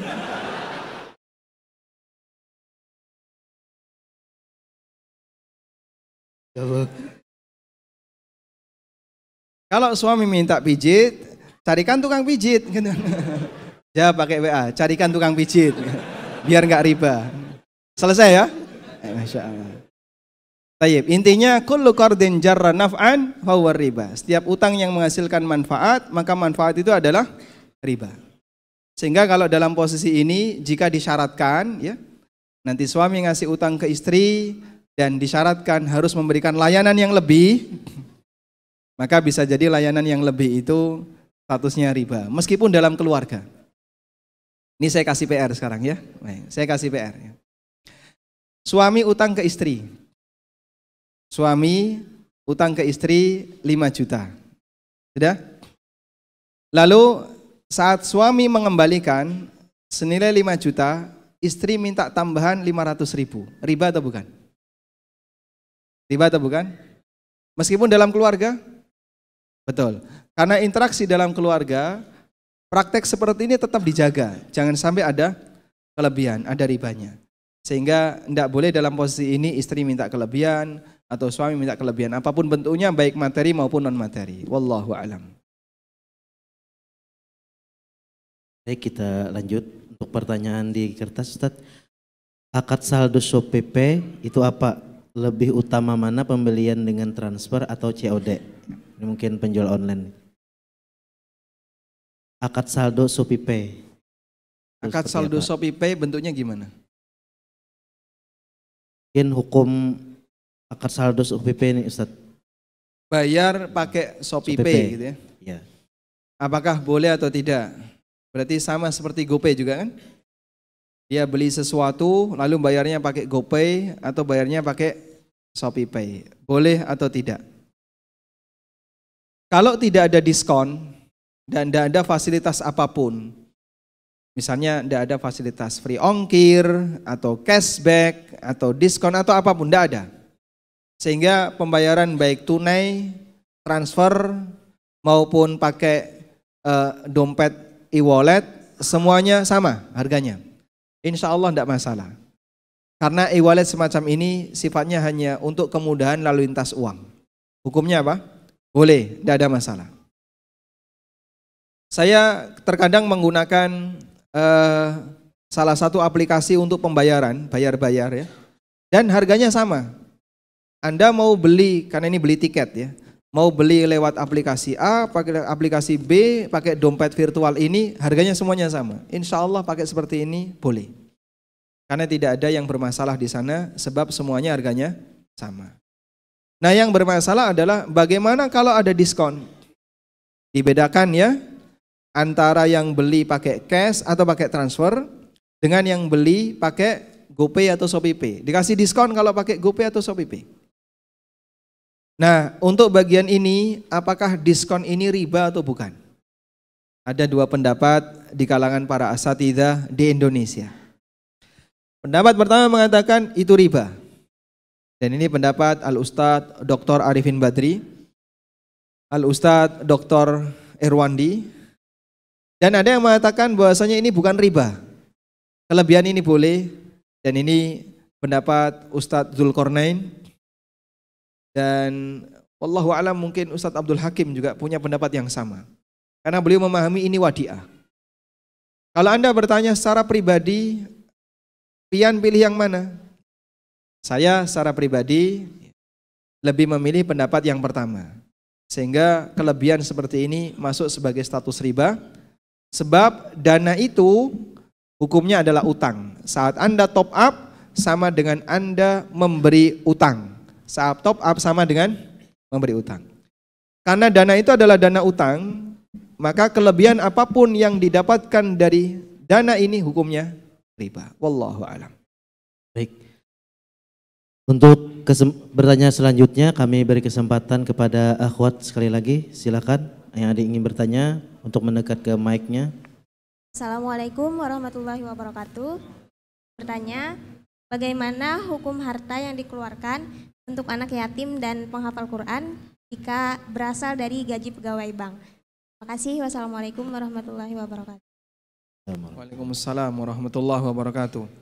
Harta haram wajib dikeluarkan dan tidak bernilai sebagai sedekah, tapi bernilai sebagai at-takhallusu minal haram, membebaskan diri dari sesuatu yang haram, sehingga nilai pahalanya itu bukan nilai pahala sedekah, tapi nilai pahalanya adalah nilai pahala tobat.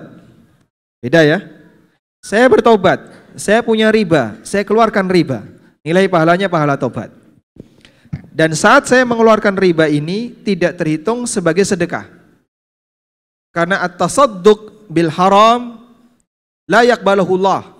Sedekah dengan sesuatu yang haram tidak diterima oleh Allah. Innallaha la yaqbalu salatan bighairi tuhur wala sadaqatan min ghulul. Kata Nabi SAW, Allah tidak menerima sedekah, Allah tidak menerima salat tanpa bersuci, Allah juga tidak menerima sedekah dari hasil harta khianat. Sehingga orang punya harta riba, punya harta haram, dikeluarin, bukan disedekahkan.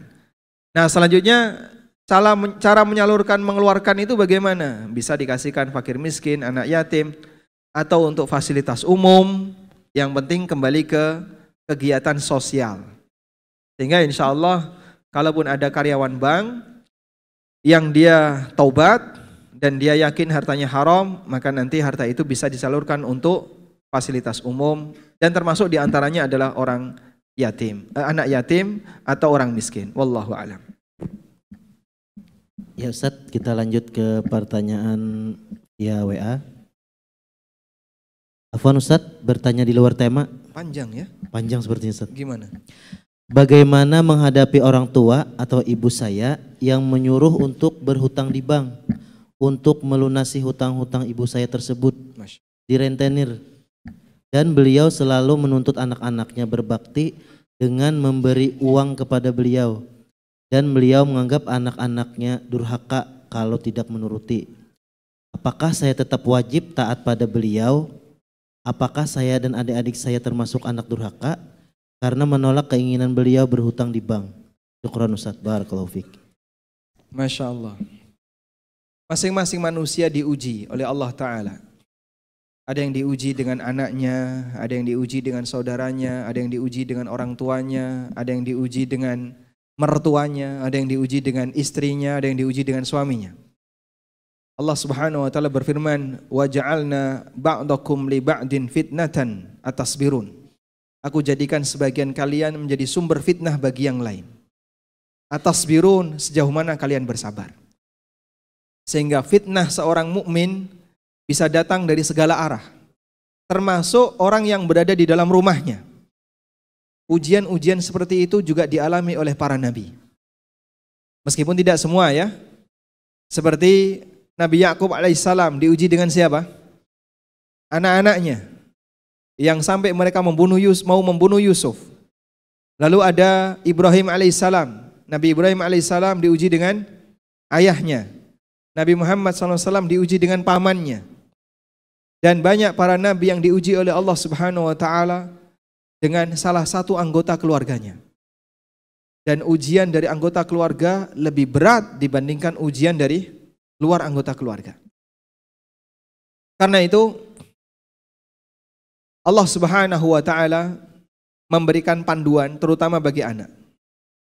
Wa in jahadaka ala an tusyrika bi ma laysa laka bihi ilm fala tuti'huma wa sahibhuma fid dunya ma'rufa. Kalau orang tuamu memaksamu untuk menyekutukan aku dengan yang lain, fala tuti'huma, maka jangan taati keduanya. Tapi wasahibhuma fid dunya ma'rufa. Pergauli mereka dengan cara yang terbaik di dunia. Sehingga tidak taat tidak sama dengan durhaka. Ini dua hal yang berbeda. Orang tua nyuruh syirik, enggak boleh taat.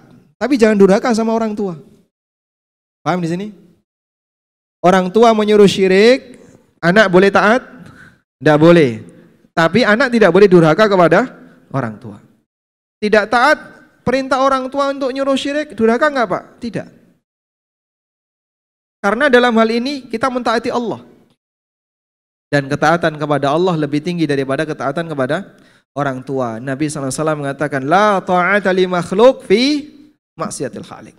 Tidak boleh ada ketaatan kepada makhluk dalam urusan maksiat kepada Khalik. Sehingga tidak terhitung sebagai tindakan yang durhaka apabila seorang anak tidak mau menuruti keinginan orang tua yang menyuruhnya untuk berbuat maksiat. Karena itu dalam posisi ini Anda boleh tetap berbuat baik kepada orang tua dan Anda harus tetap berbuat baik kepada orang tua. Namun di saat yang sama Anda tidak boleh menaati keinginan orang tua untuk utang riba. Solusinya bagaimana kira-kira? Kalau ibu Anda termasuk orang yang miskin, tidak berkemampuan, dan anak-anaknya tidak sanggup untuk membiayai hidup beliau karena utangnya banyak, maka Anda bisa datang ke Basnas atau ke Lazis dalam rangka untuk minta zakat dan diberikan kepada orang tua atau untuk menutupi utang orang tua. Wallahu a'lam. Insyaallah. Untuk pertanyaan selanjutnya kami beri kesempatan mungkin satu kali untuk Ikhwan, langsung silakan. Bismillah. Assalamualaikum warahmatullahi wabarakatuh. Mohon izin Ustadz bertanya berkenaan kerjaan. Saya karyawan swasta, punya usaha pribadi yang dijalankan istri. Tapi ada saja yang menghubungi saya Ustadz. Sedangkan usaha dan internet yang ada di saya itu fasilitas dari kantor. Itu bagaimana hukumnya Ustadz? Jazakallahu khairan. Karyawan Bapak disediakan pulsa oleh Fasilitas dari kantor Ustadz. fasilitas kantor, kemudian dimanfaatkan untuk Ketika di jam kerja ada yang menghubungi saya untuk bertanya masalah usaha pribadi Ustadz. oh begitu. Baik, di jam kerja ya. Baik Ustadz. Nah, barakallahu fiik. Ketika Anda berada di jam kerja, maka pada asalnya aktivitas yang Anda lakukan seharusnya aktivitas yang menguntungkan instansi tempat Anda kerja. Perusahaan tempat Anda kerja. Sehingga Anda tidak boleh melayani orang lain yang membutuhkan waktu yang panjang. Oleh karena itu, jika ini dianggap mengganggu kegiatan Anda bekerja, maka Anda harus berani untuk menolak. Mungkin bisa diangkat sebentar, mohon maaf saya sedang kerja. Sampaikan jam berapa Anda bisa melayani itu. Misalnya nanti jam 5 atau jam sekian, sehingga Anda tetap bisa fokus bekerja. Wallahu a'lam. Baik, karena waktu juga yang memisahkan kita sampai jam 11, Ustaz. Ya, jadi mungkin kita bagi-bagi hadiah dulu untuk sesi terakhir. Mungkin Ustadz bisa berikan pertanyaan kepada para jamaah. Silakan Ustadz. Kita bagi-bagi hadiah ya. Di sini yang disediakan banyak sekali. Beberapa ada buku saya, ada buku asatidah yang lain. Ini buku ya, ensiklopedia amalan sunnah di bulan Hijriyah, amalan sunnah sepanjang tahun. Ada sebuah buku yang seperti ini, ditulis oleh seorang ulama, judulnya apa, penulisnya namanya siapa.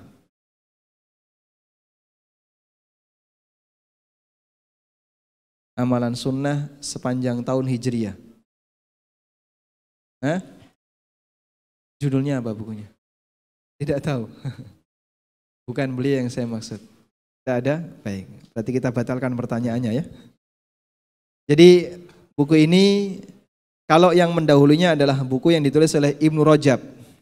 Al-Hafidz Ibnu Rajab. Judulnya Lataiful Ma'arif. Tayyib. Sebutkan satu amalan sunnah dalam deretan tahun Hijriyah. Satu amalan sunnah dalam deretan tahun Hijriyah. Satu amalan sunnah, silakan yang bisa menjawab. Silakan, langsung berdiri Mas. Berdiri. Langsung berdiri.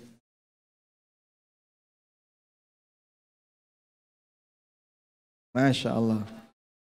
Puasa Syawal, puasa Asyura, puasa Arafah. Satu jawab, Masya Allah. Barakallahu fikum. Jadi isi buku itu kurang lebih seperti itu ya. Nah. Pertanyaan selanjutnya. Pertanyaan selanjutnya. Sebutkan nasab Nabi Yusuf. Baik, Masya Allah. Yang pertama angkat tangan. Silakan. Silakan berdiri.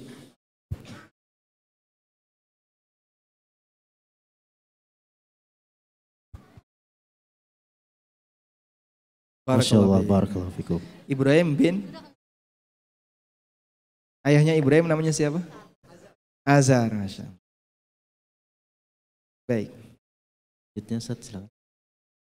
Pengantar kaidah fikih kubro dan penerapannya dalam fikih muamalah. Sudah? Pertanyaannya, apa makna wa innama likulli imri'in ma nawa? Semuanya tergantung niat, kurang lengkap. Bukan itu yang dimaksud. Semuanya tergantung, sama saja ya. Sama, jangan diulang. Wa innama likulli imri'in ma nawa. Masya Allah, ini yang lebih tepat ya. Baik. Baik. Selanjutnya. Apa makna dari kata warid? Silakan. Siapa? Warid. Hah? Pembantu. Warid adalah bukan pembantu. Siap yang belakang. Ya, yang warna hijau. Oh, yang belakang. Yang belakang. Ya, nah. Pembantu yang bertugas. Pembantu yang bertugas menyiapkan air. Masya Allah. Barakallahu fikum. Bukan sebatas membantu. Kalau pembantu itu khatim ya. Kalau membantu saja namanya khatim. Cukup. Masih lagi? Masih lagi. Mungkin dari akhwat Ustaz. Oh, dari ibu-ibu ya? Ibu. Pertanyaan untuk ibu-ibu. Ada sahabat yang istrinya lebih kaya daripada dirinya. Ya? Istrinya lebih kaya daripada suaminya. Sampai istrinya ngasih zakat ke suaminya. Siapa namanya? Silakan ibu-ibu untuk menjawab. Mendekat mikrofonnya. Assalamualaikum warahmatullahi wabarakatuh. Abdurrahman Auf. Siapa? Abdurrahman Auf. Abdurrahman. Jawabannya kurang tepat ya. Bisa diganti yang lain. Bininya lebih kaya dari suaminya, Ustaz ya. Ada yang lain jawabannya? Silakan.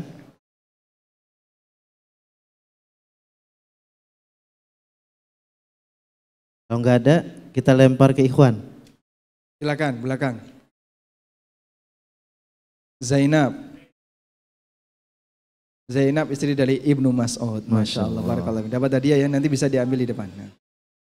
Nah. Panduan lengkap nikah dari A sampai Z. Ini yang jawab khusus jomblo, Ustaz. Hah? Yang jawab khusus jomblo nih. Khusus jomblo. Ya. Ikhwan atau akhwat? Ikhwan. Ikhwan, baik. Yang sudah nikah? Yang sudah nikah jangan jawab ya. Jangan jawab. Yang jomblo angkat tangan dulu, yang jomblo. Yang jomblo, ada berapa yang jomblo? Oh, banyak. Moderator jomblo di depan. Baik. Jomblo yang 40 tahun ada? Yang udah 40 tahun jomblo? Udah ada? Baik. Pertanyaannya. Apa beda ila dengan dihar? Jomblo? Jomblo.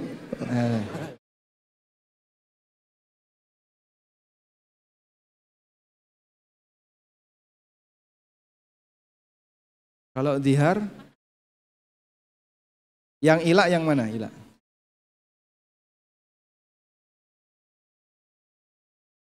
Menjauh dari istri selama beberapa waktu.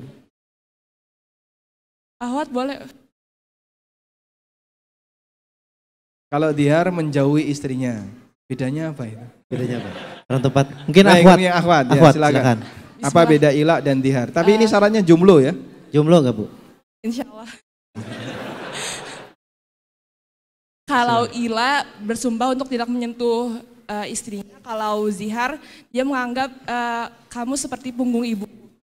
Masya Allah, Masya Allah. baik. Jawabannya betul ya. Nanti bisa diambil ke panitia akhwat. Nah. Ya.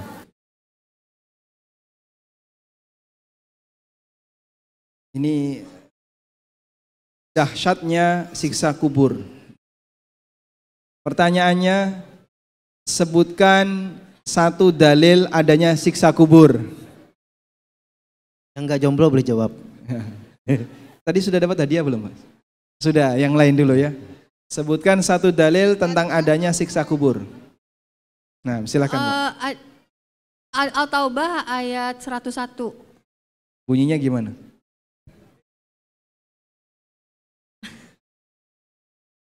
Bunyinya dalam surat tersebut disebutkan Nabi mereka penduduk Madinah yang munafik akan kami siksa 2 kali, kemudian mereka takut akan hal itu. Allahu a'lam. Dah, dikasih hadiah aja ya. Masya Allah. Masya Allah, Mas Ustaz. Baik. Untuk ASN mungkin ASN, khusus ya. yang jawab khusus ASN. Khusus ASN ya, khusus ASN. Yang jawab khusus ASN. Bagi ASN, apa hukuman bagi orang yang menerima sogok? Silakan, Bapak. ASN, Bapak? ASN, Pak. ASN, baik. Silakan. Itu hukum. Saya tadi bertanya hukuman, bukan hukum. Apa hukuman bagi yang menerima sogok? Hukuman. Hukumannya, Pak. Yang menerima maupun yang memberi sogok, hukumannya apa? Neraka. Atau ketika di dunia apa, Pak? Baik. Dia dilaknat ya. Laknatullah ala rashi wal murtashi. Laknat Allah untuk yang nyogok dan yang menerima sogok. Masya Allah. Dapat, Pak ya? Masya Allah. Dapat tadi ya. Lagi. Ustaz. Lagi. Kumpulan dosa besar. Karya Az-Zahabi. Pertanyaannya, sebutkan 5 contoh dosa besar. Masya Allah. Masya Allah. Kelas Adik siapa berapa? namanya, Dik? Kelas berapa? Oh, lupa kelas. Ditanya kelas berapa kok noleh ke temennya gimana? Kelas 1 SMA. Pesantren. SMP ya? Baik. Sebutkan 5 contoh dosa besar. 1. Berzina. Merampok. Masya Allah. 3. Syirik. 4. Apa? Fitnah. Memfitnah. Yang ke riba. Masya Allah. Masya Allah. Barakallahu fikum. panduan tajwid bergambar ya. Pertanyaannya, oh sudah angkat tangan. Hah? Diberi hadiah langsung? Belum. Dah langsung kasih hadiah dah. Kasih. Masya Allah, barakallah. Alhamdulillah dapat hadiah. Duduk aja, duduk di situ. Masya Allah.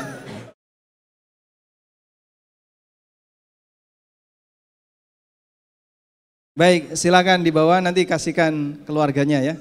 Pertanyaan untuk ibu-ibu barangkali ini. Pertanyaan untuk ibu-ibu, saya kasih hadiah fikih ASN untuk ibu-ibu yang ASN. Sebutkan rincian jual beli organ. Silakan ibu-ibu untuk mendekat di mic-nya untuk bisa menjawab. Yang ASN ya. Pertanyaannya rincian Jual beli organ manusia. Tadi kita sudah sebutkan ya. Silakan. Baik, kalau begitu saya ganti ya. Saya ganti. Apa hukum jual beli organ manusia dan bagaimana dalilnya? Pakai bahasa Indonesia aja enggak apa-apa nanti.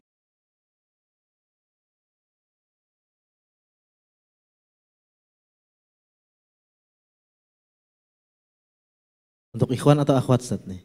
Bisa, ikhwan. Baik, kalau enggak ada yang jawab, kita kasihkan ke ikhwan. Sebutkan rincian jual beli organ manusia.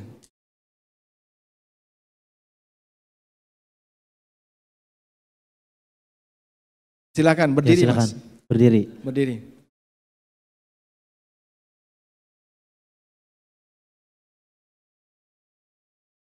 Nah, hukum asalnya tidak boleh menjual unsur apapun yang keluar dari manusia. Kemudian kecuali yang tadi lah, jawab pertanyaan yang tadi tentang jual beli plasma tadi. Tidak ada pilihan, terpaksa ya.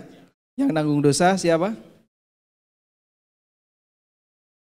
Yang meminta bayaran. Baik, Bapak ASN? Bukan, Masya Allah, barakallah. Berarti nanti karyawannya aja yang dibaca ya. Baik, menuntut ilmu jalan menuju surga, panduan menuntut ilmu. Pertanyaannya, ini untuk siapa ini? Untuk semua, ikhwan akhwat boleh cepet-cepetan jawab ya. Pertanyaannya, sebutkan dalil keutamaan menuntut ilmu. Cepat ini. Tuh, sebelah sana. Masya Allah. Silakan adik berdiri. Silakan berdiri. Hah? Ya, 5 dalil.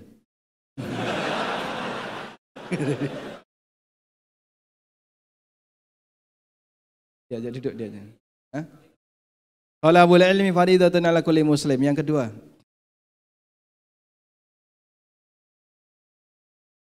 Masya Allah. Yang ketiga. Sahalallahu lahu bi tariqan al-jannah. Yang ketiga.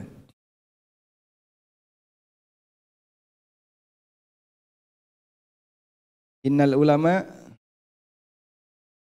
Baik, dapat hadiah ya. Masya Allah. Tayyib. Di sini yang usianya paling senior siapa, Pak? Yang paling senior. Usia yang paling senior.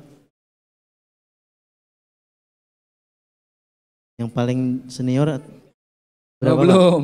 Yang 70? Yang merasa paling senior? Oh, rahasia ya. Rahasia. Ada? Tidak ada? 70 ada? Oke, Simbah pinten, Mbah? Berapa? 68. 68. Ada yang lebih? Ada yang 68 setengah? Baik, berarti Bapak dapat hadiah nggih? Baik. Alhamdulillah. Cukup ini untuk takmir saja. Oh, Masya Allah. Baik, alhamdulillahirabbil alamin. Cukup, Ustaz? Alhamdulillah cukup, Ustaz. Baik, alhamdulillah. Silakan untuk demikian apa yang bisa kita bahas bersama di kesempatan kali ini. Mohon maaf barangkali ada beberapa pertanyaan melalui kertas yang belum bisa kita akomodasi. Semoga Allah Subhanahu wa taala memberkahi setiap langkah kita dalam belajar dan menjadikan apa yang kita pelajari ini bermanfaat bagi hidup kita. Allahumma anfa'na bima 'allamtana wa 'allimna ma yanfa'una warzuqna ilma. Wa sallallahu ala nabiyyina Muhammadin wa ala alihi wa sahbihi wa sallam. Wa akhiru da'wana anilhamdulillahi rabbil alamin. Wassalamualaikum warahmatullahi wabarakatuh. Waalaikumsalam warahmatullahi wabarakatuh. Baik, alhamdulillah dengan ditutupnya kajian tadi oleh Ustadz, berakhir pula kajian kita pada pagi hari ini atau siang hari ini. Tapi sebelum menutup, saya ada pantun nih. Buah nanas, buah ceri, dicampur gula enak sekali. Cukup sekian pertemuan kali ini, semoga bisa bertemu kemudian hari. Iya. Baik, untuk menutup acara kita pada hari ini, kita baca doa kafaratul majelis. Subhanakallahumma wa bihamdika asyhadu an la ilaha illa anta astaghfiruka wa atubu ilaik. Kami ucapkan jazakumullahu khairan wa barakallahu fikum kepada Ustadz. Assalamualaikum warahmatullahi wabarakatuh.